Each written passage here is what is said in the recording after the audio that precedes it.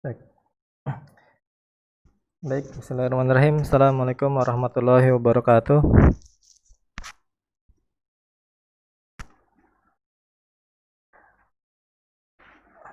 Alhamdulillahirabbil alamin. Alhamdulillahilladzi arsala rasulahu bil huda wa dinil haqq liyasrahu 'alad dini kullihi wa kafa billahi syahida.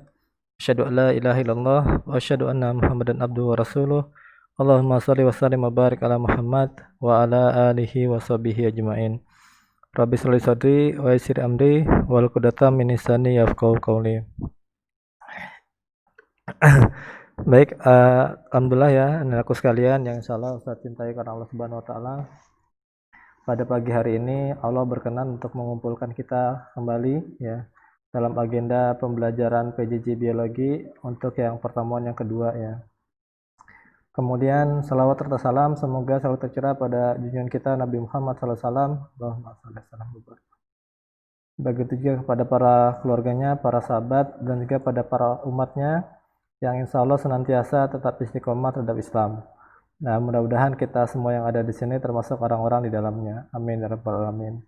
Nah, anak-anak sekalian, sebelum kita mulai, Ustadz mengingatkan kembali ya untuk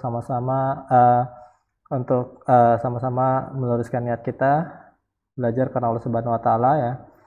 Dan kemudian permintaan dari para wali santri agar kameranya dinyalakan ya. Agar kameranya antum dinyalakan semuanya, dan kemudian juga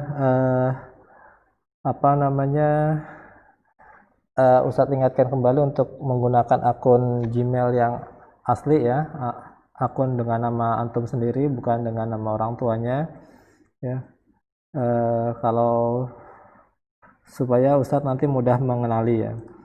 Dan kemudian juga Ustadz mengingatkan lagi agar antum tidak lupa untuk mengisi presensi kehadiran ya. Dan juga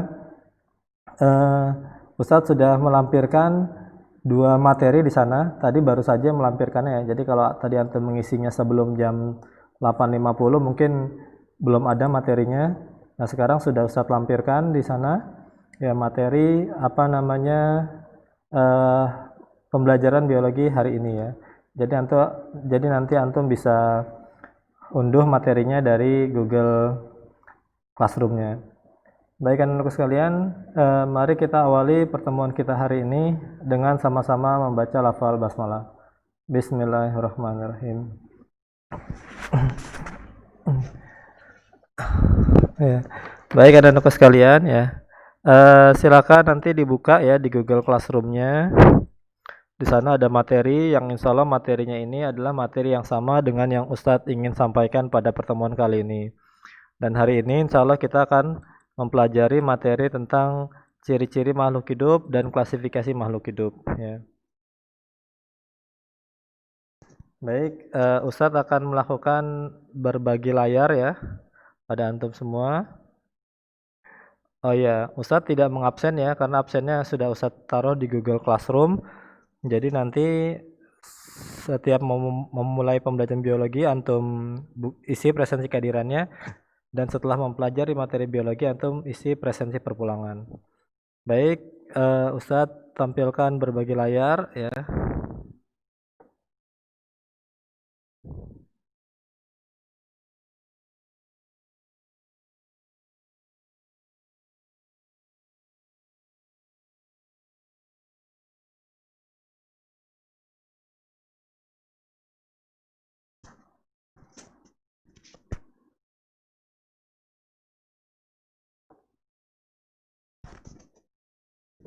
Baik, mohon maaf tadi keluar terpental ya. Baik, ini Ustadz tampilkan berbagi layar.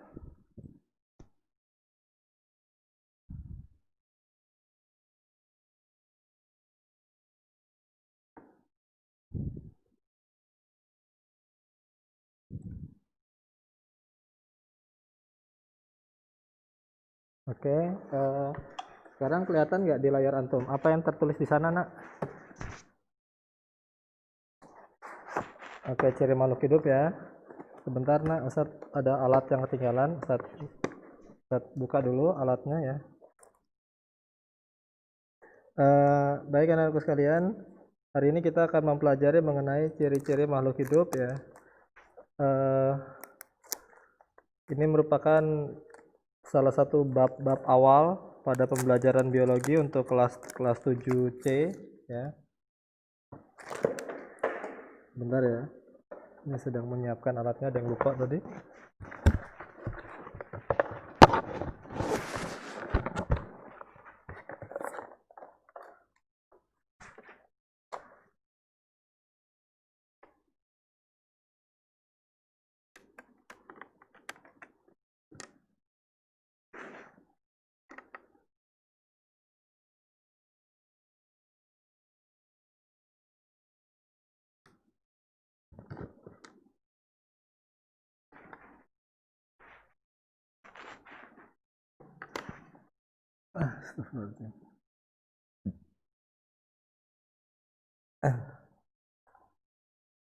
Baik anak-anak sekalian, sebenarnya ada beberapa tujuan ya kenapa kita mempelajari materi hari ini.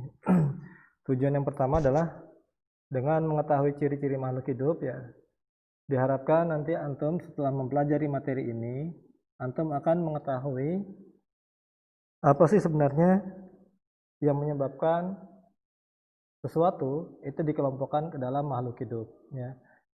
Dan kemudian yang kedua, dari situ nanti antum juga akan bisa mengetahui, harapannya ya setelah mempelajari materi ini bisa menjelaskan juga kenapa virus itu tidak dikelompokkan ke dalam makhluk hidup ya. Nah, coba ada yang tahu nggak kenapa virus tidak dikelompokkan ke dalam makhluk hidup?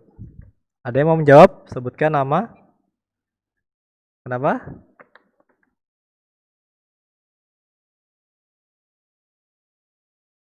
Karena virus tidak bisa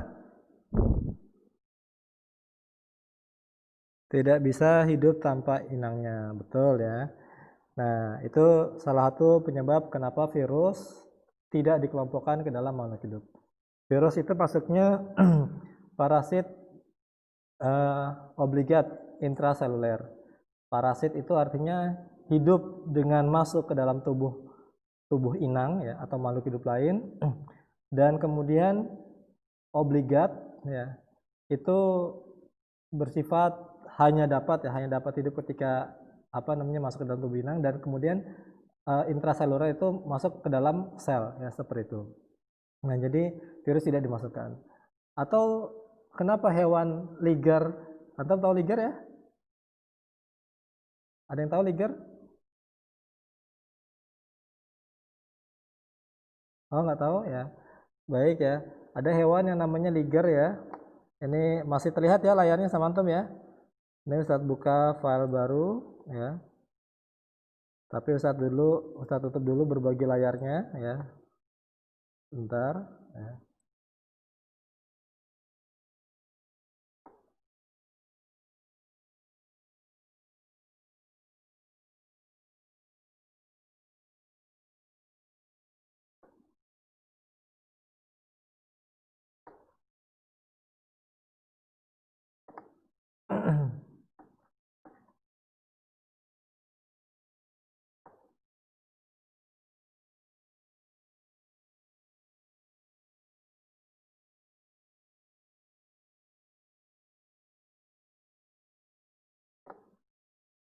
Baik, Ustadz lanjutkan kembali berbagi layarnya ya.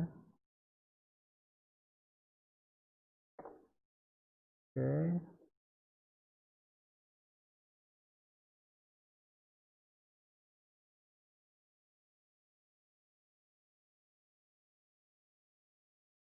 Oke, sudah dilihat apa yang muncul di tampilan layar antum?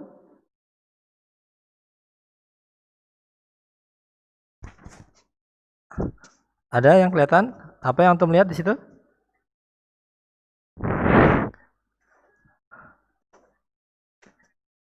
Oke, harimau yang besar ya. Nah, baik anak-anak sekalian, yang antum lihat itu adalah hewan yang namanya ligar. Ligar ini merupakan perpaduan antara lion itu singa ya, dengan tiger. Tiger itu apa? Tiger itu harimau ya. Nah, jadi hewan ini itu merupakan perpaduan dari keduanya. Caranya bagaimana? Caranya seperti konsep bayi tabung ya. Jadi sperma lion ya dimasukkan ke dalam jarum suntik, lalu kemudian diinjeksikan ke dalam sel telur dari tiger, lalu kemudian sel telur ini dikembalikan ke dalam tubuh, misalnya ke dalam tubuh tiger betina, sehingga kemudian tiger betinanya itu kemudian hamil, lalu setelah itu ketika melahirkan, maka lahirlah dia gabungan antara lion dengan tiger, sehingga kemudian dinamakan hewannya sebagai liger. Nah, liger ini ukurannya jauh lebih besar daripada lion maupun tiger ya. Beratnya juga demikian. Beratnya juga lebih berat daripada lion dengan tiger. Antum bisa lihat dalam gambar ini ya, ketika dia berdiri ya, itu hampir 2 kali orang dewasa ya tingginya ya, hampir 2 kali. Maka hewan ini sangat menakutkan kalau benar-benar ada ya.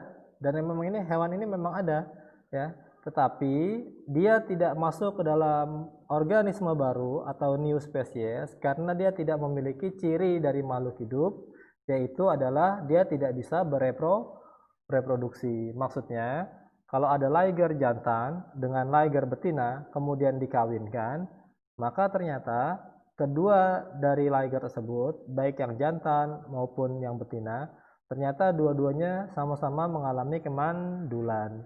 Sehingga tidak akan terbentuk spesies, tidak akan terbentuk keturunan baru dari liger jantan dan liger betina. Oleh karena itu liger tidak masuk ke dalam organisme baru atau tidak dikelompokkan sebagai makhluk hidup yang baru ya, seperti itu. Dan juga liger ini dengan segala kelebihannya justru malah menjadi kekurangannya.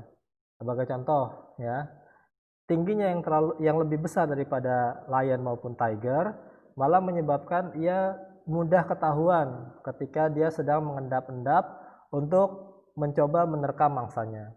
Karena semak-semak ya, misalnya tingginya hanya 70 cm, sedangkan dia tingginya lebih dari itu, sehingga ketika dia mengendap-endap malah ketahuan.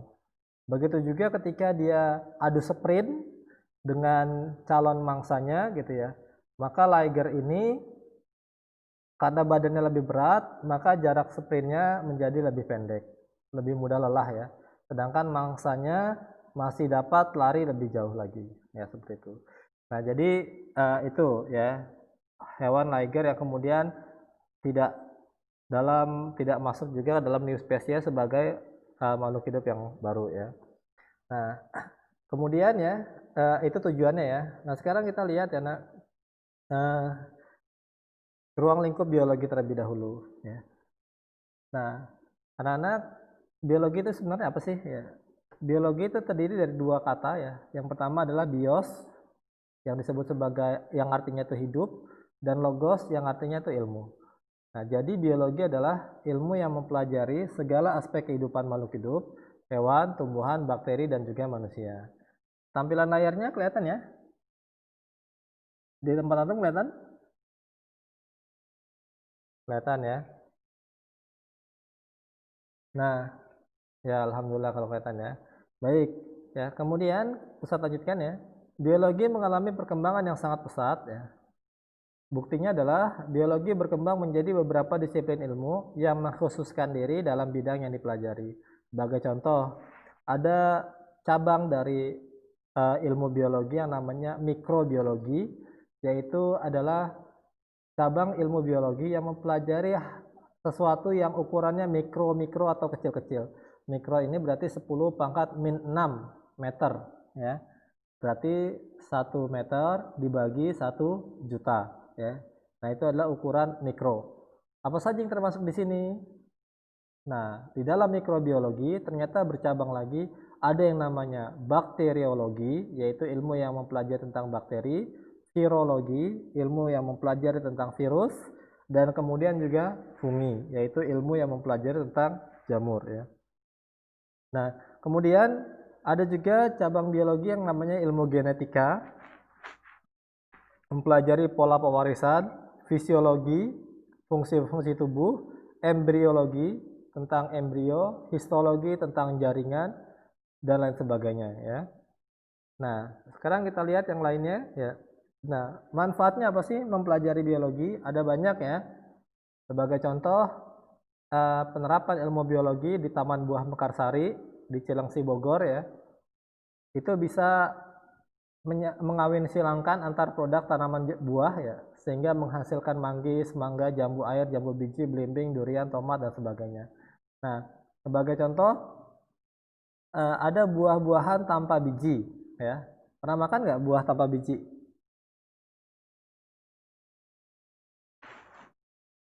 Pisang ya. Kalau pisang ada bijinya ya, kecil-kecil cuman sehingga bisa dimakan. Tapi ada nggak tanaman yang pada umumnya tuh ada bijinya, tapi kemudian kok tidak ada bijinya sehingga kita nggak perlu buang-buang bijinya ketika makan? Ada nggak contohnya? Anggur ya. Nah, betul nah. Nah, anak-anakku sekalian, buah-buahan yang antum makan yang seharusnya berbiji, tapi kemudian dia tidak berbiji, sebenarnya itu menguntungkan buat antum ya, tetapi buat tumbuhan itu sebenarnya merugikan. Kenapa? Karena sesungguhnya biji dari buah tersebut digunakan untuk bereproduksi. Jadi kalau ternyata tanamannya tidak ada bijinya, bagaimana kemudian nanti bisa dilanjutkan generasinya ya? Kalau antum makan anggur tanpa biji, terus waduh enak nih anggurnya nih, saya juga pengen nanam ah. Nah, apa yang antum tanam? Sedangkan anggur tersebut tidak memiliki biji. Semangka juga demikian tadi ya, semangka tanpa biji. Masya Allah nih misalnya antum makan buah semangka tanpa biji rasanya manis sekali gitu ya. Aduh Ustadz, ini pengen saya tanam ah, kayaknya enak banget nih. Oh ya sudah, antum tanam saja bijinya ya. Pas antum cari ternyata tidak ada bijinya. Nah, itu semua adalah salah satu manfaat dari biologi, yaitu untuk melakukan rekayasa genetik pada tanaman contohnya ya. Contoh yang lain adalah Balitan, Balai Penelitian Pertanian, ada di Ciawi Bogor ya. Ini fokusnya adalah kepada tanaman padi ya, padi yang cepat panen, berbulir banyak sehingga berasnya banyak ya, baunya harum dan enak rasanya. Salah satu contoh produknya adalah padi IR36, IR37, IR38 sebagainya. Nah, anak-anak sekalian, antum jangan lupa ya bahwa kita ini negara tropis. Nenek moyang kita itu banyak yang bersifat pekerjaannya itu petani. Jadi antum jangan lupakan juga ya proses pertanian. Jangan cuma mau jadinya saya mau jadi orang kantoran aja Sat, gitu ya, seperti itu. Atau maunya saya kerjanya di bidang IT saja Sat, yang gajinya besar misalnya seperti itu. Kalau nggak salah Ustadz dapat informasi bahwa Microsoft dan Google saja itu sudah investasi ke pertanian. Ya seperti itu. Karena ini prinsip dasar makhluk hidup ya, selalu membutuhkan makanan ya. Seperti itu. Kemudian contoh yang ketiga adalah Balitnak, Balai Penelitian dan Ternak di Ciawi juga ya. Ini menghasilkan sapi-sapi yang gemuk, dagingnya empuk, susunya banyak dan segar ya. Kemarin ketika antum Idul Adha motong sapi, motong kambing ya. Nah, tentu saja senang ya kalau mendapatkan hewan kurban atau bisa berkurban dengan sapi-sapi yang gemuk, daging empuk dan sebagainya, sehingga kebermanfaatannya terasa lebih banyak ya. Kemudian juga ada Balitro, Balai Penelitian Tropikal, Rempah dan Obat ya. Tujuannya untuk melestarikan tanaman obat yang langka dan dapat dimanfaatkan untuk penelitian. Nah, ini juga penting anak-anak sekalian. Jangan kemudian menganggapnya bahwa obat-obatan yang baik itu adalah buatan pabrik. Sebentar ya nak, ada yang mau join lagi nih ke Google Meet-nya. Ustadz accept dulu ya. Baik, nah Ustadz kembalikan lagi ke layarnya ya. Oke. Nah, yang keempat tadi Balitro ya, Balai Penelitian Tropikal, Rempah dan Obat ya. Jadi jangan kemudian antum berpikir bahwa obat-obatan itu yang paling baik adalah yang buatan pabrik. Nah, jangan. Justru sekarang ilmu pengetahuan itu sedang mencari yaitu tanaman-tanaman yang mengandung khasiat zat-zat tertentu yang berkhasiat untuk menyembuhkan berbagai macam penyakit. Sebagai contoh, obat kemoterapi. Obat kemoterapi itu diambil dari ekstrak tanaman dari Madagaskar ya.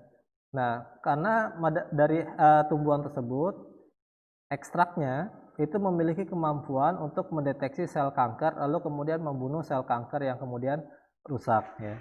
Kemudian akhirnya dibuat obatnya dan sebagian ditiru rantai kimianya, struktur kimianya sehingga kemudian menjadi obat kemoterapi. Walaupun obat kemoterapi ini sangat keras ya, karena dia bisa menyebabkan kerusakan pada bagian-bagian tubuh yang lain ya, seperti rambutnya rontok ya dan sebagainya, kukunya copot ya seperti itu, muntah-muntah dan sebagainya ya. Nah, tapi berbagai macam obat lain yang ada di alam ya, yang pada tumbuh-tumbuhan itu ketika digunakan rata-rata itu tidak memiliki efek samping dibandingkan dengan obat-obatan dari pabrik ya, seperti itu. Nah, begitu juga dengan kultur jaringan, anak-anakku sekalian ya, ada metode namanya kultur jaringan, di mana dengan memanfaatkan satu sel tumbuhan, maka dia bisa membentuk satu tanaman yang utuh. Nanti insya Allah akan kita pelajari pada level-level berikutnya ya, gitu. Nah, genetika dulu ada percobaan namanya cloning domba Dolly, ya, gitu. Hanya berhasil dari jutaan percobaan ya. Sel telur domba A dipertemukan dengan sel telur domba B, terjadi pembuahan. Secara teoritis sebenarnya tidak akan terjadi pembuahan ya, tapi itu hanya sedikit ya kemungkinan berhasilnya. Nah, sampai di sini dulu. Ada pertanyaan? Dari manfaat-manfaat biologi ada pertanyaan? Silakan kalau ada yang mau bertanya. Nggak ada? Ya. Oke. Waduh, oh masih ada lagi yang mau join kayaknya. Oh tidak ya. Baik, Ustaz lanjutkan. Oke, boleh minum ya. Kalau ada yang mau minum, sebentar Ustaz minum dulu nak. Agak syarat sebentar ya. Yang nggak boleh tuh makan ya.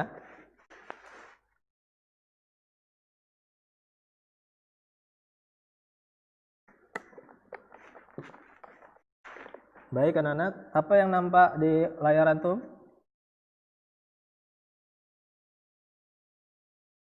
Oke, baik ya. Berarti bisa muncul semua ya di tampilan layar antum semuanya. Nah, ciri-ciri makhluk hidup.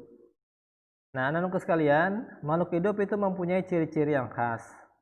Makhluk hidup berbeda dengan makhluk tak hidup karena makhluk hidup memiliki ciri-ciri yang tidak dimiliki oleh benda tak hidup. Apa saja ciri-cirinya? Nah, ini kita lihat ya. Yang pertama adalah bahwa makhluk hidup itu bernafas ya.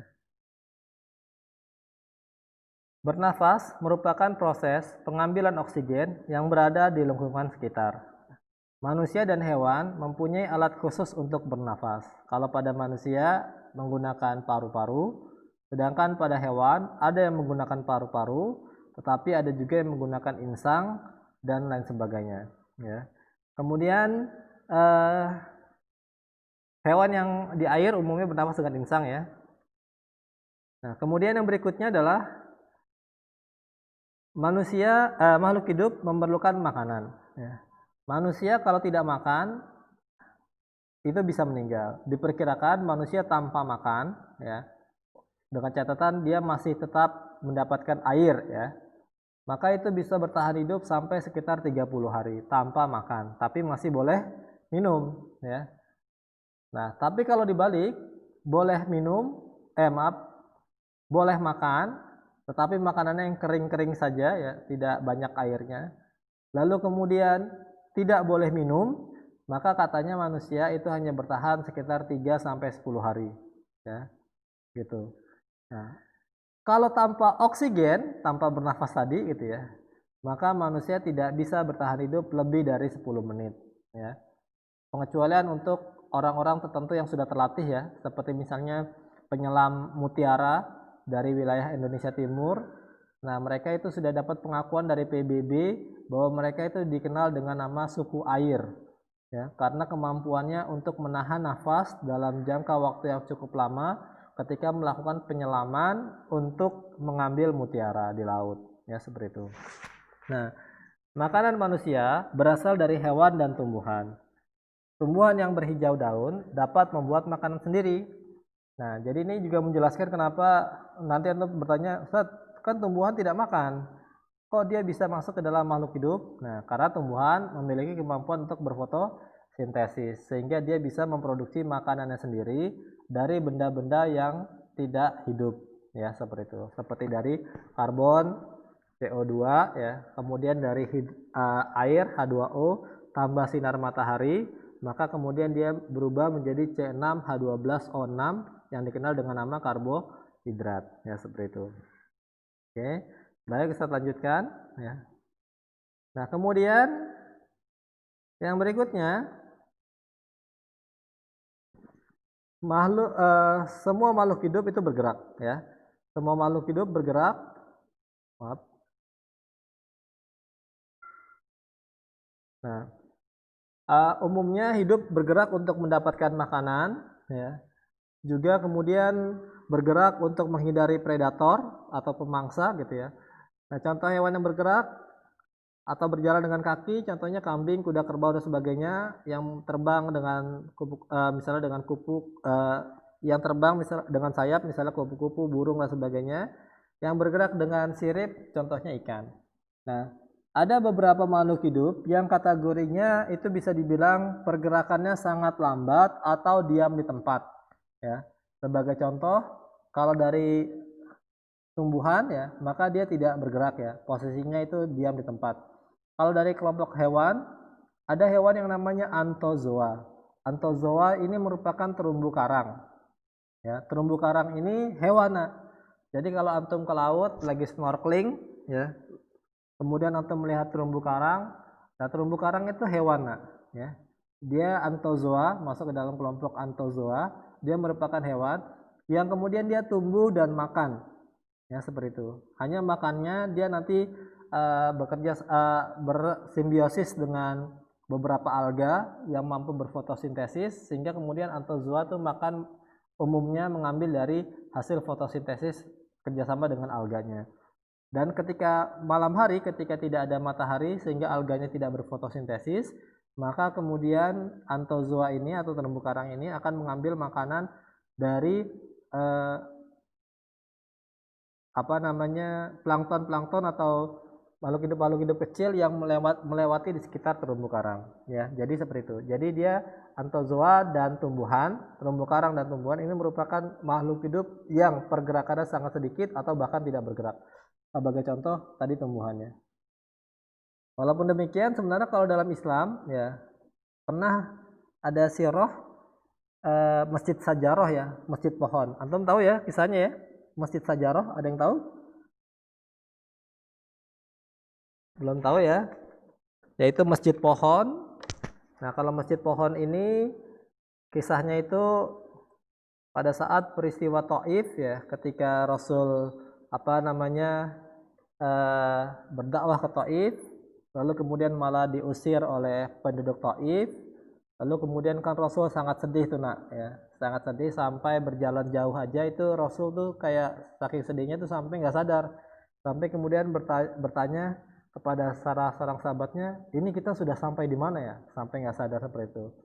Lalu ketika Rasulullah sedang beristirahat, kemudian Rasul tilawatul Quran ya, kemudian ternyata ketika Rasul sedang tilawatul Quran, ternyata lewat bangsa jin ya, kemudian yang diabadikan dalam surat Al-Jin tersebut ya, mereka mengatakan diam dan dengarkan. Nah, singkat cerita mereka mendengar kalimat tersebut, kalimat Quran, lalu kemudian mereka meyakini bahwa ini bukan perkataan manusia biasa. Akhirnya ketika Rasul sudah sampai di Mekah, maka kemudian bangsa jin ini menemui Rasul dan kemudian mengatakan kepada Rasul, kami ini bangsa jin ya. Jika engkau memang benar adalah seorang nabi, maka tunjukkan kepada kami ini yang merupakan bangsa jin ini sesuatu yang tidak bisa dilakukan oleh manusia biasa, melainkan hanya seorang nabi yang bisa melakukan. Jadi ini tukang-tukang sihir aja nggak bisa, karena yang dihadapi adalah bangsa jin. Artinya kalau tukang sihir menggunakan bantuan jin lain, maka mereka langsung tahu ini dia pasti bukan nabi nih, karena dia menggunakan bantuan jin juga gitu ya. Lalu kemudian apa yang dilakukan Rasul Nah, yang dilakukan Rasul, kemudian Rasul tuh memanggil sebuah tanaman ya. Jadi Rasul ya memanggil begitu ya, memanggil dan kemudian dengan izin Allah Subhanahu wa taala, tanaman tersebut bergerak keluar dari tempatnya diamnya dan kemudian berjalan mendekati Rasul. Lalu setelah sampai di hadapan Rasul, Rasul hanya mengatakan, "Kembalilah engkau ke tempatmu semula." Maka kemudian tumbuhan ini dengan izin Allah kembali ke tempatnya semula ya. Lalu kemudian akhirnya kembali ke posisinya.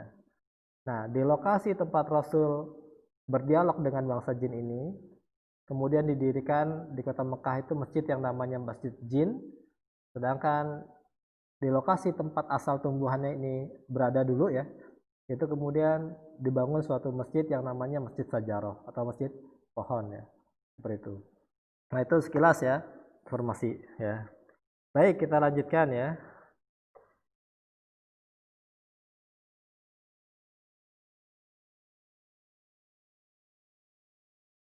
Baik, ada gambar apa nak di situ nak? Oke, gambar panda ya. Nah, ciri berikutnya dari makhluk hidup adalah bahwa makhluk hidup memiliki kemampuan untuk berkembang biak ya. Semua makhluk hidup akan berkembang biak. Nah, tujuannya apa? Untuk menghasilkan keturunan. Nah, apa sih tujuan utamanya lagi selain menghasilkan keturunan? Untuk menjaga agar spesiesnya tidak punah. Ya. Jadi kalau makhluk hidup kemudian tidak bisa bereproduksi, maka kemudian bisa mengakibatkan kepunahan. Nah, alhamdulillah kita sebagai seorang muslim ya, Rasul pernah menyatakan bahwa Rasul akan berbangga dengan banyaknya umatnya. Ya, artinya apa? Dalam Islam memiliki banyak anak ya, itu merupakan keberkahan tersendiri. Ya. Bahkan ini menjadi sunnah juga untuk mengikuti sunnah Rasul karena Rasul akan berbangga dengan umatnya yang banyak. Ya. Tapi ada beberapa negara yang kemudian pemerintahnya justru membatasi jumlah anak. Sebagai contoh Cina, mereka membatasi hanya maksimal satu. Apabila memiliki lebih dari satu anak, maka bisa diberi pidana, nak. Bisa dihukum. Ya seperti itu. Atau ada negara-negara yang lain, pemerintahnya tidak membatasi, tetapi warga negaranya tidak suka punya anak. Ya. Sebagai contoh Jepang, Singapura, dan juga di beberapa negara Eropa ya, bahkan di Eropa dan Amerika mereka senang dengan seks bebas, tetapi ketika punya anak ya mereka kadang tidak suka dengan anak, kesannya merepotkan dan sebagainya seperti itu, sehingga obat-obat penggugur kandungan itu banyak dijual secara bebas. Dan ini merupakan kekhawatiran sendiri bagi negara-negara tersebut, karena kalau generasi mudanya tidak ada atau generasi penerusnya habis, maka tinggal menunggu waktu bahwa negara itu akan mudah dikuasai oleh negara yang lain karena penduduknya tinggal sedikit. Ya seperti itu. Oke, baik, bisa lanjutkan ya. Nah, kemudian ciri yang berikutnya adalah semua makhluk hidup mengalami pertumbuhan. Ya. Manusia, hewan, dan tumbuhan tumbuh dari kecil menjadi besar. Tanda-tanda pertumbuhan adalah bertambah panjang, bertambah tinggi, bertambah besar, dan semua bentuk-bentuk yang lain yang dapat dilihat oleh indrawi, dapat dilihat oleh mata. Ya tadi kayaknya kamu waktu ketemu dulu 1 tahun dulu kayaknya masih kecil deh, kok sekarang sudah besar sih? Nah seperti itu ya. Jadi bisa dilihat ya. Nah tapi dia berbeda ya, berbeda dengan perkembangan. Kalau jadi tumbuh dan berkembang itu berbeda. Kalau berkembang itu tidak nampak dari alat indera. Seperti contoh gini. Antum sebelum di kafilah misalnya tidak bisa tidak bisa berbahasa Arab. Lalu kemudian setelah di kafilah, kemudian antum bisa berbahasa Arab. Nah, itu secara indrawi, secara dilihat oleh mata itu nggak kelihatan antum sudah bisa bahasa Arab atau belum gitu. Jadi ketika antum kemudian bisa kemudian mempelajari bahasa Arab untuk kemudian bisa berkomunikasi dengan bahasa Arab, nah itu namanya berkembang ya. Jadi tumbuh dan berkembang seperti itu ya. Oke. Baik, sampai di sini ciri-ciri makhluk hidup. Ada pertanyaan? Ada pertanyaan anak-anak? Gak ada ya? Oke, nah ini sekilas saya sampaikan mengenai ciri-ciri makhluk asal mula kehidupan gitu ya. Dan ini nanti Ustadz akan sampaikan beberapa menurut konsep Islamnya tuh bagaimana ya. Seperti itu. Jadi ini teori-teori umum dulu, tapi nanti insya Allah Ustadz luruskan dengan teori-teori yang Islami ya seperti itu. Oke, kapan bumi mulai ada kehidupan? Kapan di bumi mulai ada kehidupan? Ya. Nah, menurut teori-teori yang berkembang saat ini, teori-teori umum ya. Setelah proses pembentukan bumi terakhir, ya, bumi suhunya itu menjadi dingin. Ya. Kemudian atmosfer mengandung unsur karbohidrat, hidrogen, dan nitrogen. Dan pada saat tahap inilah, ya, dunia itu mulai ada kehidupan. Selain di atmosfer memiliki kandungan karbohidrat, hidrogen, dan nitrogen, di lautan memiliki kandungan sebagian besar atas hidrogen dan oksigen. Ya. Nah, kemudian mulailah muncul yang namanya makhluk hidup ya. Ini saat lewat aja. Nah ini ya. Nah, ada beberapa teori-teori yang menyebutkan asal usul kehidupan ya. Yang pertama adalah generatio spontanea ya. Ini pelopornya adalah Aristoteles ya. Katanya makhluk hidup terbentuk dengan sendirinya ya. Kemudian juga Anthony van Leeuwenhoek pada tahun 1622 sampai 1723 katanya makhluk hidup terjadi begitu saja ya. Kemudian John Needham tahun 1712 sampai 1781. Nah, kehidupan baru dapat timbul dari benda mati ya. Kemudian kosmozoa, teori kosmozoa menyebutkan bahwa makhluk hidup berasal dari dunia luar, mungkin dalam bentuk spora. Kemudian Omne Vivum Ex Ovo, tokohnya adalah Francisco Redi. Beliau menyatakan bahwa asal mula kehidupan adalah dari telur. Kemudian Lazarus Spallanzani mengatakan bahwa telur berasal dari makhluk hidup. Dan kemudian Louis Pasteur menyatakan bahwa makhluk hidup berasal dari makhluk hidup juga. Ini dengan percobaan botol angsanya ya. Nah, jadi kalau antum lihat ya, ini teori botol angsa ya. Beliau menyatakan bahwa kalau di sini dikasih kaldu itu adalah sisa-sisa dari masakan daging gitu ya. Jadi banyak mengandung makanan di sini gitu ya. Kan biasanya nanti kalau ini tidak ditutup ya, ini tetap dibuka, kan nanti biasanya ada lalat yang hinggap ya di sini. Nah, sehingga kemudian nanti telur lalat itu bisa menempel di sini ya. Tapi kemudian Louis Pasteur itu membuat percobaan dengan leher angsa seperti ini, sehingga kemudian lalat dan jamur ya, sporanya itu menempel di sini ya. Sporanya menempel di sini, tidak sampai terjatuh di sini ya. Nah, karena menempel di sini tidak ada zat makanan apapun, maka kemudian di sini tidak bisa tumbuh menjadi, telurnya itu tidak bisa tumbuh.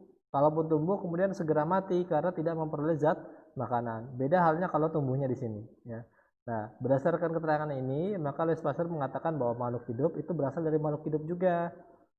Kaldu sapi ya atau zat makanan ini ya, karena tidak dihinggapi oleh telur-telur makhluk hidup, maka tidak bisa menghasilkan makhluk hidup yang baru atau telur-telur ini tidak bisa menetas ya. Karena itu Louis Pasteur meyakini bahwa makhluk hidup berasal dari makhluk hidup dan asal mula kehidupan berasal di bumi, bukan berasal dari luar angkasa ya. Nah, seperti itu.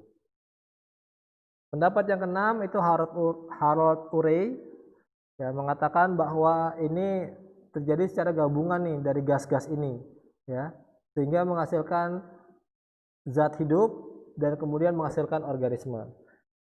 Nah, kemudian oparin juga hampir sama, dan kemudian dia dibuktikan dengan ini dia membuat semacam simulasi ya, percobaan Stanislas-Miller. Ini di laut ya, ada H2O, ada NH3, H2, CH4, kemudian karena suhunya masih sangat panas sehingga menguap ya. Kemudian tersambar petir ya, sehingga kemudian zat-zat ini tercampur secara sempurna, lalu kemudian mengalami pendinginan sehingga nanti terbentuk yang namanya asam amino ya. Terbentuk asam amino ini, asam amino, purin, pirimidin, ribosa, dan asam nukleat. Ini menurut pendapat dia ya. Tetapi ternyata faktanya, karena perkiraan bahwa suhu saat itu masih sangat dingin, maka ada hal yang nggak mungkin. Nah, ini nggak mungkin katanya. Ini menurut para ahli sekarang ya, percobaan ini nggak mungkin ya, karena harusnya tidak terjadi fase pendinginan karena suhunya masih sangat panas. Lalu kenapa kok Stanley Miller merancang percobaan ini? Karena kalau tidak didinginkan, maka tidak akan terbentuk ini nak, ya. Karena kalau tidak didinginkan, maka tidak akan terbentuk ini. Jadi percobaan yang mengatakan bahwa ada terjadi pendinginan ini hanyalah simulasi. Karena pada aslinya di era itu, ya, era sebelum ada makhluk hidup, suhunya masih sangat panas, ya seperti itu. Baik, kita lanjutkan. Nah, ini juga sama, ya. Nah, sehingga kalau disimpulkan ada 3 konsep utama asal-usul kehidupan. Yang pertama adalah ekstraterestrial. Tumbuhan dimulai dari kehidupan di bumi dimulai dari spora atau berasal dari luar angkasa. Ini pendapat pertama, ya. Angkasa. Nah, kemudian special creation. Kehidupan dibentuk dan diletakkan di bumi oleh kekuatan supranatural. Dan ini adalah konsep yang lebih mendekati Islam, nak, ya. Mendekati, ya, karena ini bukan konsep Islam, nak, tapi mendekati konsep yang dari Islam. Ya, kalau dalam Islam yaitu ciptaan Allah, ya, seperti itu. Nah, kemudian yang ketiga, teorinya mengatakan bahwa ada yang namanya evolusi. Kehidupan berkembang dari molekul yang sedikit lalu bertambah sehingga kemudian menjadi banyak dan kompleks. Nah, teori evolusi ini tidak sesuai dengan konsep Islam. Begitu juga dengan yang pertama ini, ekstraterestrial, itu juga tidak sesuai dengan konsep Islam. Karena dalam Al-Quran hanya disebutkan yang hidup itu hanya makhluk, ya. Makhluk yang hidup itu adalah golongan dari jin dan manusia, tidak dikenal dengan konsep alien dan sebagainya, ya seperti itu. Nah, ya. Lalu bagaimanakah dengan dinosaurus, ya? Ini Ustaz tanya mengambil gambar saja dari Google, ya, nak. Nah, kita sering dibingungkan dengan ini, Ustaz, dinosaurus itu sama zaman Nabi Adam duluan mana? Ya seperti itu. Nah, kalau kita lihat konsepnya, ya. Waduh, kok Ustadz sudah simpan gambar kok nggak muncul, sebentar ya. Ustadz sudah simpan gambarnya kok.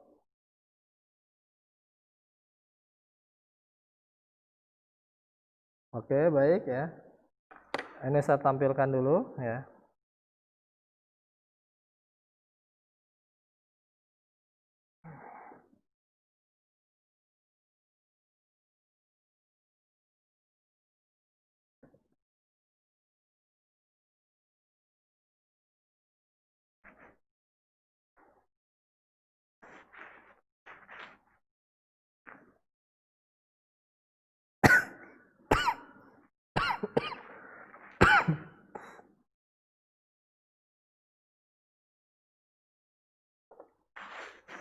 Oke.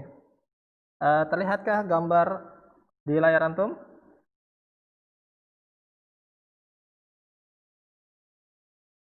Kelihatan, ya. Nah, ada sebuah hadis yang diriwayatkan oleh Nabi Muhammad SAW yang menyebutkan bahwa tinggi Nabi Adam itu sama dengan 60 hasta. 60 hasta itu perkiraan adalah 60 meter, Pak. Gambar yang di samping ini, Ustaz lupa di negara mana, ya. Tapi ada orang di Timur Tengah yang kemudian dari hadis Rasul tersebut itu kemudian membuat ukuran baju, nak, ya. Ukuran bajunya Nabi Adam diperkirakan 60 hasta atau 30 meter. Dan itu tingginya kira-kira segini, nak, ya. Dengan kata lain, kalau kita lihat gambar di sebelah ini, ya, maka kira-kira perbandingan antara Nabi Adam dengan dinosaurus, ya. Ini kalau nggak salah dinosaurus yang paling besar nih, ya. Sampai 5 meter lebih, nak, tingginya, ya. Nah, dan juga kemudian tinggi manusia sekarang, ya.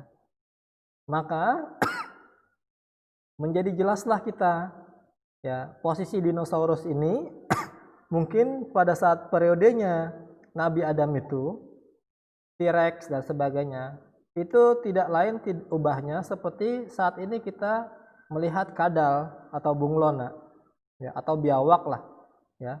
Ukurannya kecil, nak, ya, kira-kira kan segini, ya. Atau sekarang mungkin antum tahu komodo, ya. kadal terbesar di muka bumi, ya. Seperti itu Komodo. Itu kan kira-kira juga tingginya segini, nak. Ya, seperti itu. Nah, maka menjadi jelas posisinya bagi kita bahwa kalaupun mereka sejaman, ya, antara Nabi Adam dengan dinosaurus, ini kalau sejaman ya, maka dinosaurus-dinosaurus ini tidak lain halnya sebagaimana hewan-hewan pada saat pada saat kita sekarang, ya, sebagaimana kita melihat ada kadal, ada komodo dan sebagainya. Jadi demikian ya, seperti itu. Nah, oke. Ada pertanyaan sampai di sini anak-anak? Ada pertanyaan? Bisa dipahami di sini? Bisa? Kok sepi-sepi saja nih? Silakan kalau dia mau bertanya bisa bisa ditanyakan atau menggunakan fitur chat juga boleh.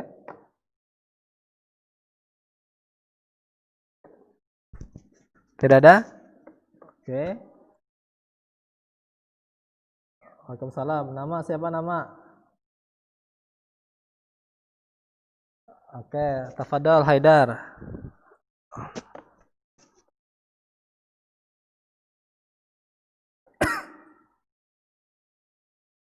Oke ya, baik. Ini ada pertanyaan bagus ya dari Haidar. Haidar bertanya, bagaimana saat teori yang menyatakan bahwa manusia ini keturunan dari kera? Ya. Nah, baik Ustaz jawab terlebih dahulu ya. Teori yang mengatakan bahwa manusia berasal dari kera, ya, ini adalah salah satu teori yang namanya teori evolusi. Dan Ustadz di Jawa Tengah tuh ada daerah namanya Sangiran Trinil ya. Nah, Ustadz udah pernah ke sana, di mana lokasi ini merupakan suatu lembah di sekitar kalau nggak salah Sungai Bengawan Solo gitu ya. Di mana di sana itu banyak sekali tersimpan fosil-fosil makhluk hidup, nah, mulai dari kerbau purba, manusia purba dan sebagainya. Karena biasanya manusia dan hewan-hewan itu akan memilih tempat tinggal yang lokasinya dekat dengan air. Ya, itu dalam sejarah manusia itu begitu, nak. Kalau antum melihat sejarah kota-kota besar itu seperti misalnya kota Mesir dan sebagainya, itu pasti dekat dengan air. Ya, jadi setiap makhluk hidup itu akan berusaha mendekati sumber air karena di dekat sumber air itu nanti tanahnya subur dan mereka mudah memperoleh air dan makanan dan sebagainya. Dan ternyata di Sangiran ini juga banyak ditemukan fosil-fosil makhluk purba. Salah satu diantaranya adalah manusia purba. Tapi ternyata menurut tim sejarawan di sana, bentuk leher dan rahang dari manusia purba tersebut itu tidak bisa mengucapkan kalimat-kalimat sebagaimana kita saat ini. Tetapi bentuk rahangnya itu masih mengeluarkan suara-suara yang sangat terbatas sebagaimana kita mendengar suara-suara kera sekarang, ya. Jadi kalau antum tahu kera ya, monyet dan sebagainya, itu kan hanya mengeluarkan suara-suara tertentu saja, ya, tidak sejelas sebagaimana manusia pada zaman sekarang, ya. Nah, lantas bagaimana dengan Nabi Adam? Nah, Nabi Adam kalau antum lihat dalam surat Al-Baqarah, ketika beliau diturunkan ke bumi, kan nampak auratnya, ya. Ketika masih di surga tuh, ketika memakan buah yang dilarang tersebut kan nampak auratnya. Lalu kemudian Nabi Adam dan ibunda Hawa itu kemudian berpakaian, ya, mengambil dedaunan kemudian digunakan untuk menutup aurat mereka. Artinya mereka sudah berpakaian. Dan ketika mereka diturunkan ke bumi, maka Allah Subhanahu wa taala itu mengajarkan kepada Nabi Adam itu beberapa kalimat taubat. Yang ketika itu Nabi Adam menggunakan kalimat taubat tersebut untuk memohon ampun kepada Allah Subhanahu wa taala, sehingga kemudian Allah tuh mengampuni Nabi Adam ya. Nah, dari sini kita tahu bahwa Nabi Adam itu sudah berbicara. Ya. Nabi Adam sudah berbicara. Sedangkan manusia-manusia purba dari bentuk rahangnya mereka masih terbatas hanya bisa mengeluarkan perkataan-perkataan atau suara-suara yang mirip dengan perkataan keras sekarang. Maka kalaupun mereka sejaman antara Nabi Adam dengan manusia purba, maka menurut Ustadz, hipotesa Ustadz ya, jawaban Ustadz sementara adalah bahwa Manusia purba ini tidak ubahnya sebagaimana kita saat ini melihat kera atau monyet, ya. Mereka secara fisik menyerupai manusia, tetapi belum bisa berbicara dan sebagainya. Nah, oleh karena itu di sini sekaligus bantahan yang mengatakan bahwa kita atau Nabi Adam keturunan dari kera, ya seperti itu. Baik, bisa dipahami Haidar?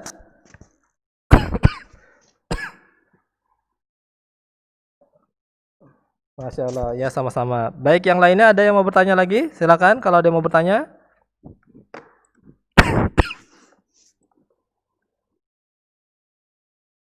Oke, maaf ya batuk-batuk. Oke, kemudian baik Ustadz lanjutkan kita pembahasan kita ya. Oh ini nak ya, ini ternyata Ustadz sudah tampilkan tapi di slide yang kesekian ya. Nah ini bukan gambar Nabi Adam ya nak. Ya. Kelihatan di tampilan layar antum? Kelihatan ya. Nah ini adalah ilustrasi tampilan dari perbandingan tinggi Nabi Adam gitu ya. Dan ini adalah dengan dinosaurus yang terbesar ya. Maka sangat jauh sekali ya perbedaannya. Dan ini kemudian manusia zaman sekarang ya.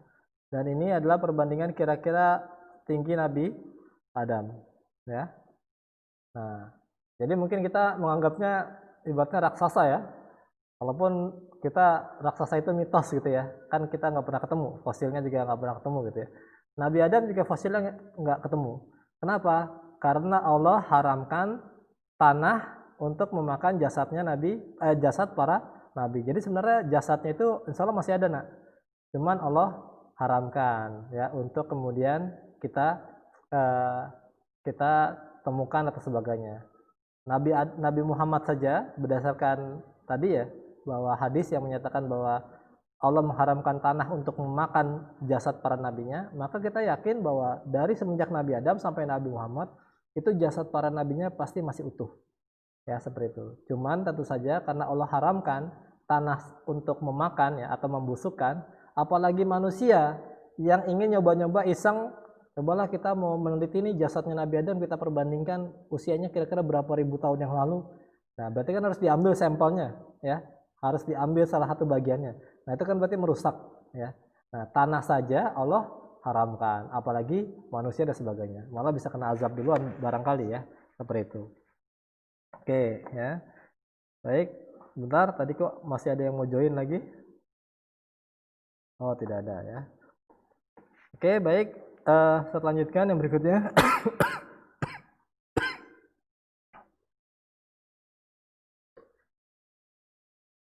Nah, ini adalah organisasi makhluk hidup ya. Dimulai dari yang paling kecil sampai kemudian eh, lingkungan terluasnya ya. Oke, setiap makhluk hidup tersusun atas sel ya. Oh, maaf. Dari sel, aduh.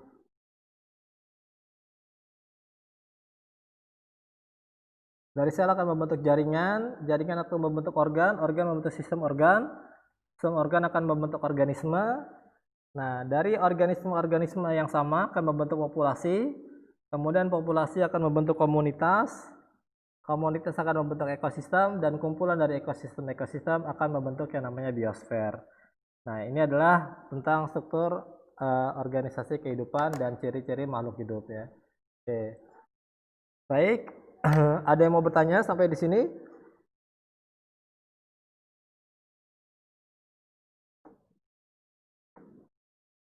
Kalau tidak ada, ini saat lanjutkan lagi pembahasannya. Ya, silakan. Oh ya, boleh. Harusnya sudah ya, harusnya sudah dari tadi ya. Baik, silakan kalau ada yang mau ke toilet ya. Baik, Ustadz lanjutkan ya.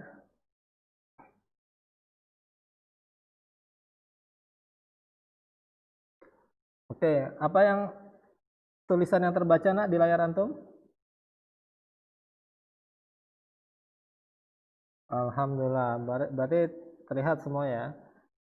Tadi kita sudah mempelajari mengenai ciri-ciri makhluk hidup dan sekarang kita akan mempelajari mengenai klasifikasi makhluk hidup ya. Nah, ini sayang sekali anak bahwa ada pengkaburan dari sejarah Islam ya, di mana dalam materi-materi yang umum nanti antum akan antum jumpai bahwa para peneliti-peneliti awalnya itu adalah orang-orang Eropa atau orang-orang non-Muslim. Padahal dulu Eropa itu dibebaskan oleh kaum muslimin, ya, dicerdaskan oleh kaum muslimin, ya. Bahkan Spanyol, ya, Spanyol saja kan dahulu kaum muslimin pernah berjaya di sana ya. Ada Andalusia dan sebagainya seperti itu ya. Dan pernah menjadi penguasa bumi. Nah, kemudian orang-orang Spanyol itu sekarang juga sudah mulai menyadari bahwa cuma dengan Islam saja mereka pernah menjadi pemimpin dunia. Begitu mereka jauh dari Islam, mereka tidak pernah menjadi lagi pemimpin dunia. Nah, seperti itu. Dan dalam sistem pendidikan pun juga dalam buku-buku mata pelajaran umum yang antum jumpai, nanti biasanya akan terjadi lompatan-lompatan dan kemudian akhirnya dikatakan bahwa tokoh-tokohnya itu yang menemukan teori ini dan sebagainya itu rata-rata orang non-muslim. Ya, padahal seharusnya itu tidak. Dan ada tugas kita untuk kemudian mencari kembali akar sejarahnya ya, karena pasti penelitinya awalnya itu adalah orang muslim ya, karena Eropa itu dibebaskan oleh dan dicerdaskan oleh kaum muslimin ya. Baik, ini adalah sistem, materi yang umum berlaku ya. Yang pertama adalah sistem klasifikasi ya. Yang pertama ada tokohnya namanya adalah Carolus Linnaeus. Nah, beliau disebut sebagai bapak taksonomi katanya ya. Karena dia memperkenalkan pertama sistem taksonomi makhluk hidup ya. Apa sih taksonomi? Taksonomi adalah cabang ilmu biologi yang mengkaji pengelompokan makhluk hidup ya. Nah, ini. Nah, tujuannya apa sih kita mempelajari ini? Tujuannya untuk menyebutkan klasifikasi 5 kingdom, 5 kerajaan ya menurut Whittaker. Kemudian menyebutkan film Vertebrata dan ciri-ciri khusus masing-masing film dan mengklasifikasi beberapa makhluk hidup di sekitar yang berdasarkan ciri yang dimiliki ya. Nah, ini nak ya. Ini sistem klasifikasi 5 kingdom yang menurut Whittaker ya. Yang pertama adalah plantae, tumbuhan, animalia, burung, fungi, jamur, monera, ini kelompok-kelompok bakteri, dan kemudian protista, kelompok-kelompok mikroorganisme seperti penyebab demam berdarah, kencing nanah dan sebagainya ya. Nah, sedangkan kingdom animalia dibagi menjadi 2 golongan, yaitu Avertebrata, ada 7 film ya. Ada protozoa, porifera, coelenterata, vermes, mollusca, echinodermata dan arthropoda. Dan vertebrata dibagi menjadi 5 kelas, ada pisces, amfibia, reptil, aves, mamalia. Nah, ini semua nanti akan kita pelajari ya. Nah, yang pertama sebentar ya. Oh, ada yang ketinggalan nih, nak. Sebentar ya. Sebentar.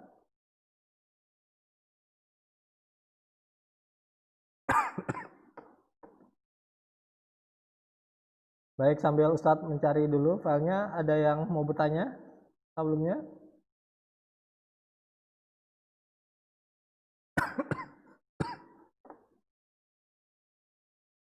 Tadi ada sebentar ya.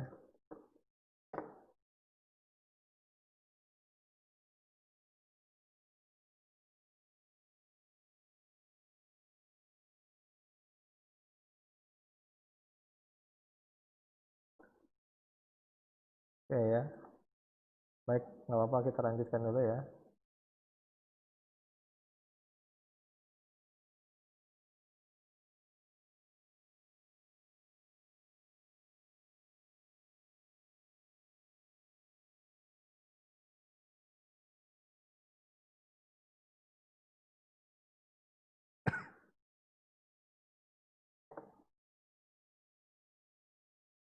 Baik, kita lanjutkan.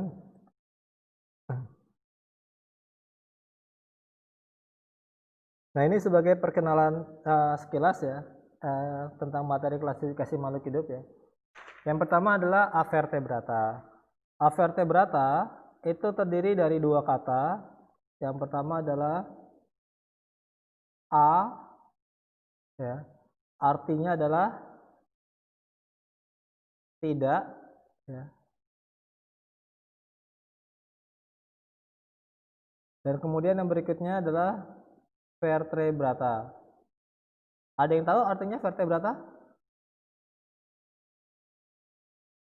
Nah, vertebrata artinya bertulang apa? Betul. Ya, bertulang belakang.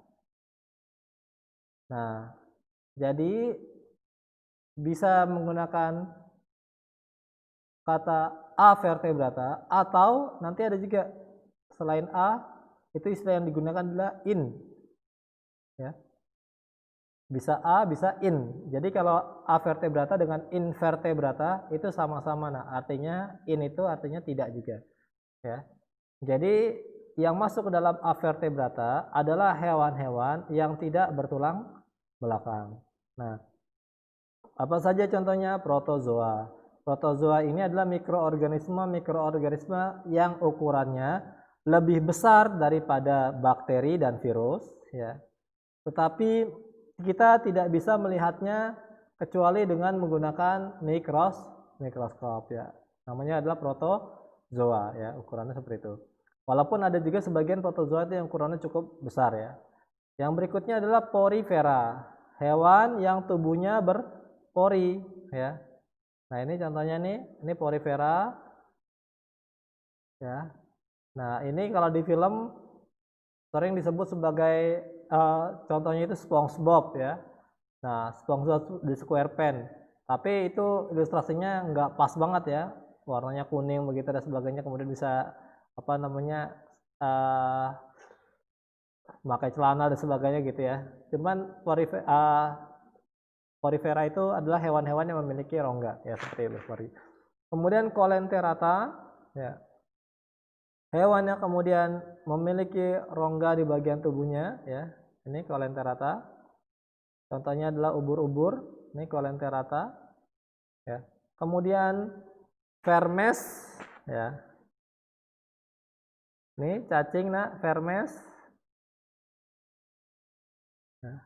Kemudian Mollusca, hewan bertubuh lunak. Ini contohnya cumi-cumi, ya. Mollusca, hewan bertubuh lunak, ya. Kalau Vermes itu kelompok cacing-cacingan, ya.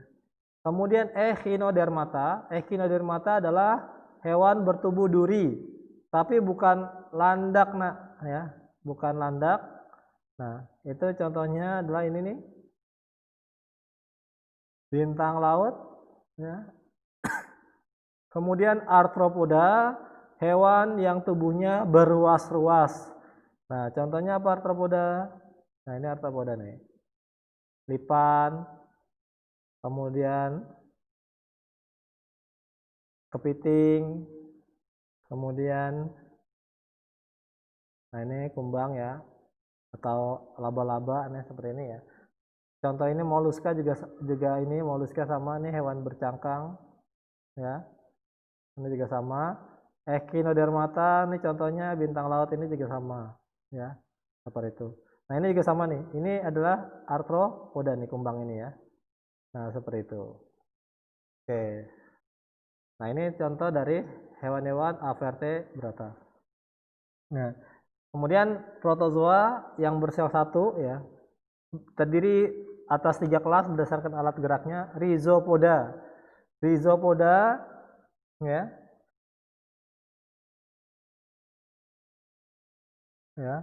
Kemudian ciliata, ya, ciliata ini dengan apa namanya? Dengan rambut-rambut halus pada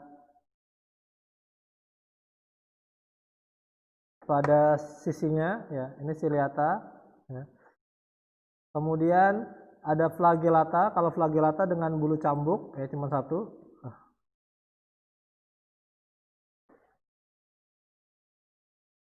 Aduh, bentar, ya.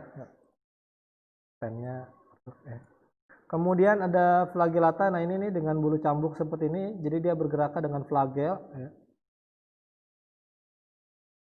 Kemudian ada sporozoa, ya. Kemudian ini contohnya tadi, ya, porifera yang kita lihat, ya, hidupnya di air. Permukaan tubuhnya terdapat pori-pori halus. Tubuh terdiri dari banyak sel. Ini Coelenterata, hewan berongga. Contohnya ubur-ubur. Nah, ubur-ubur ini banyak ditemukan di pantai ya. Dia memiliki racun pada sulurnya, knidosit, ya, nama alat penyengatnya ya. Dan kemudian dia bisa menyebabkan gangguan pada sistem saraf dan bisa membahayakan karena ketika dia menyengat seseorang yang sedang berenang, maka kemudian bisa mempengaruhi sistem saraf, mempengaruhi kerja jantung dan sebagainya, sehingga kemudian bisa tenggelam orangnya, bisa mengalami kematian juga ya, seperti itu karena tenggelam ya. Contohnya adalah ubur-ubur ya. Kemudian vermes, cacing ya. Ciri utamanya adalah bentuknya bulat, pipih, panjang. Nah, simetris bilateral.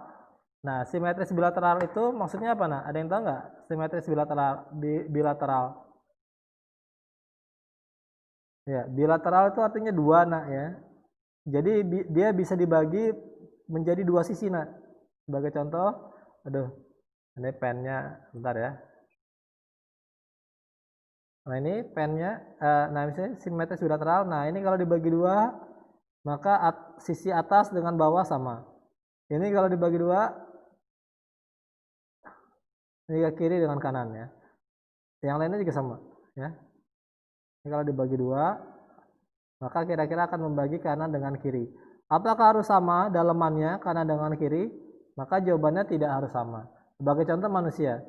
Ini gambar sederhana ya. Kalau ini manusia. Nah, manusia seolah-olah simetris bilateral. Ya.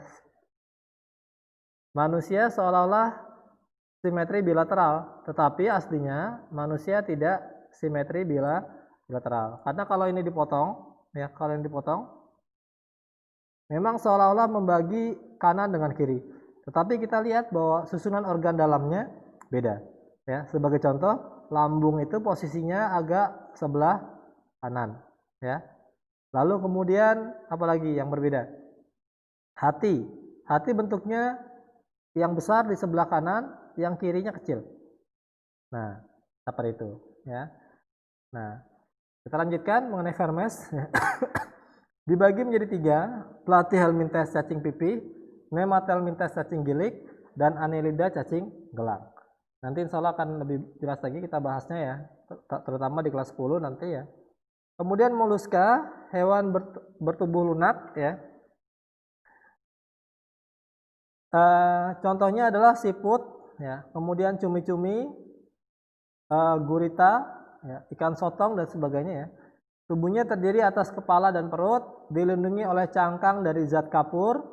Kemudian dibagi menjadi tiga kelas, adanya namanya gastropoda, yaitu hewan yang kakinya terletak di rongga perutnya.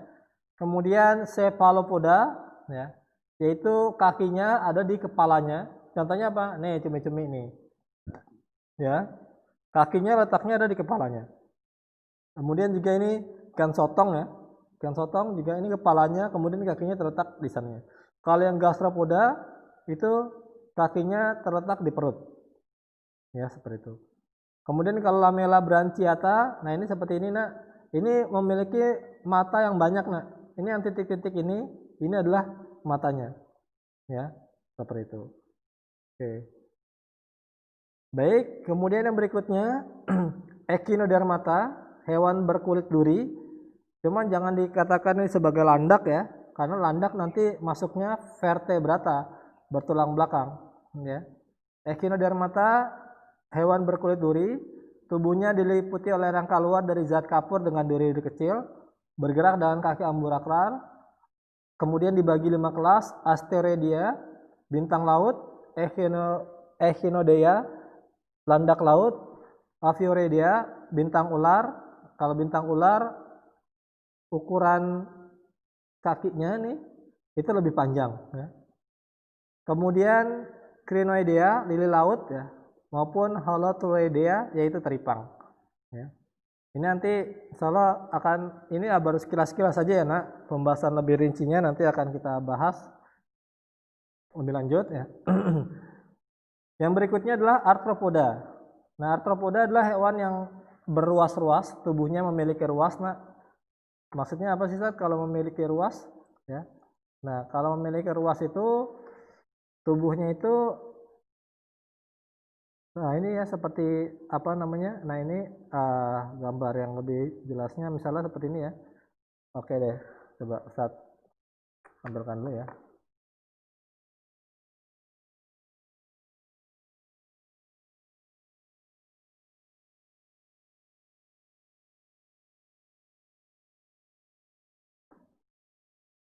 Nah ini sebagai contoh arthropoda ya, hewan beruas.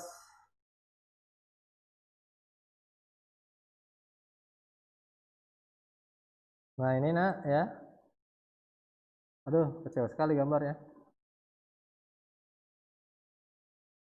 Nah ini contohnya ya, ini adalah hewan yang arthropoda beruas-ruas. Jadi dia seperti ruas-ruas kayak bambu nak ya. Kalau bambu kan antum lihat ada ruas-ruasnya ya. Nah ini arthropoda dia merupakan hewan yang beruas-ruas. Jadi kemudian ada ruas-ruas di bagian tubuhnya. Dia terbagi menjadi beberapa ruas tubuh ya. Nah contohnya ada apa saja? Ya. Ada keluarga insekta ya. Ada kemudian keluarga kalajengking ya, kelabang, lipan, laba-laba, kepiting, udang dan sebagainya. Ya seperti itu. Ya. Nah, ini baru sekilas ya, seperti itu. Ada pertanyaan dulu sampai di sini? Silakan. 4 menit tersisa kita gunakan untuk tanya jawab. Ada pertanyaan?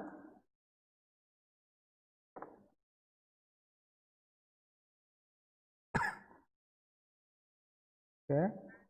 Ya, silakan. Nama siapa? Siapa yang mau bertanya tadi?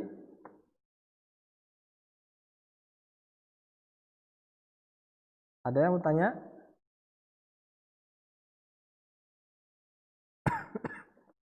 Silakan dimanfaatkan waktunya untuk bertanya atau berdiskusi. Kalau nggak ada, nanti Ustadz yang nanya nih. Ya, baik ya. Coba Ustadz mau bertanya kepada Muhammad Zaki. Ya, Muhammad Zaki bisa dengar suara Ustadz?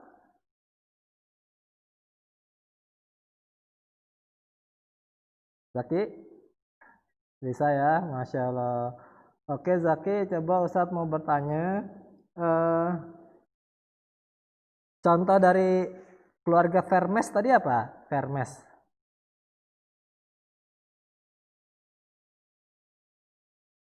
Vermes itu contohnya cacing ya. Contohnya apa? Keluarga cacing-cacingan.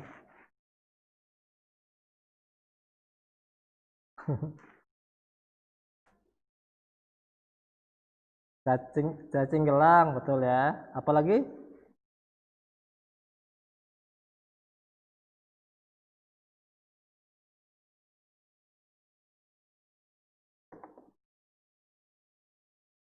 Banyak ya. Coba antum sebutkan deh ciri-ciri apa macam-macam cacing yang antum kenal. Yang ada pada babi apa? Cacing apa? Cacing. Contoh cacing yang ada pada daging babi, contohnya cacing apa?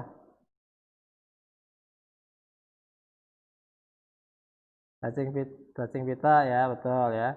Oke, coba pertanyaan yang lain, Ustaz tanya ke siapa ya? Wah, ini kameranya ya. Muhammad Zaki Hamzah, Masya Allah. Bisa dengar? Bisa dengar perkataan Ustaz Zaki? Bisa ya. Oke. Eh, yang termasuk keluarga hewan bertubuh duri atau echinodermata. Contohnya apa? Zaki. Bintang laut. Selain itu contohnya lagi apa?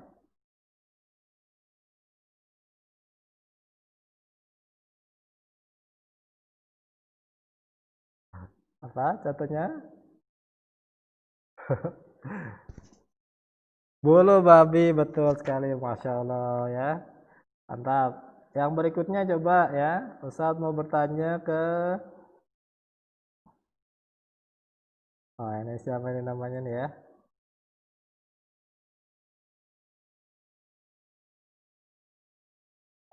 Antum dari sini. Bentar ya. Antum dari siapa nak? Ini yang Ustadz lagi tunjukkan di layar. Afif ya? Bukan ya?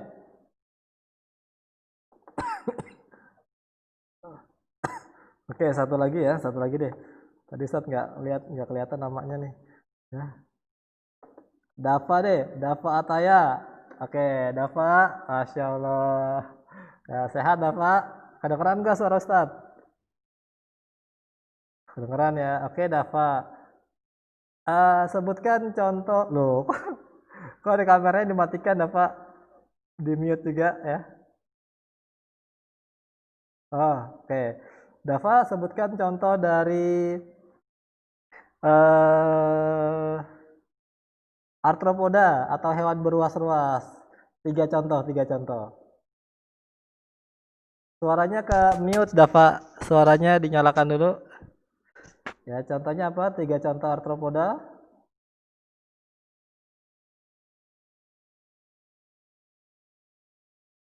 Ya, lipan, betul. Satu, dua lagi.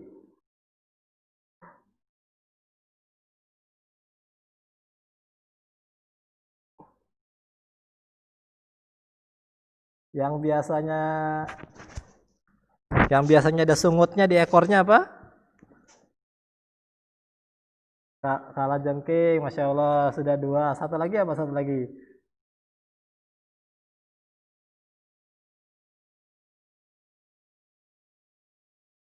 Oh, bukan, kerang, bukan ya. Yang di Oke, satu lagi deh. Siapa tadi yang mau jawab? Siapa tadi? Namanya siapa yang mau jawab? Boleh. Siapa?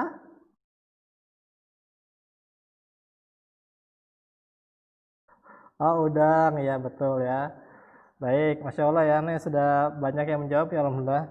Nah, anak-anak, ini sudah jam 10 lewat 11 ya. Mungkin Ustadz cukupkan terlebih dahulu ya.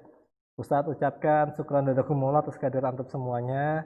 Ustadz mohon maaf atas segala kekurangan dari materi yang Ustadz sampaikan gitu ya. Nanti insya Allah kita lanjutkan pada pertemuan yang akan datang.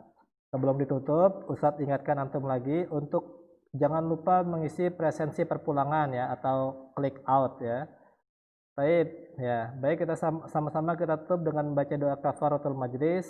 Subhanakallahumma wa bihamdika asyhadu an la ilaha illa anta astaghfiruka wa atubu ilaik. Assalamualaikum warahmatullahi wabarakatuh. Nah, sekarang boleh ya. Ya, sekarang boleh keluar dari Google Meet-nya. Tafadhal ya. Sama nggak ada sementara belum ada tugasnya ya. Seperti itu. Ya.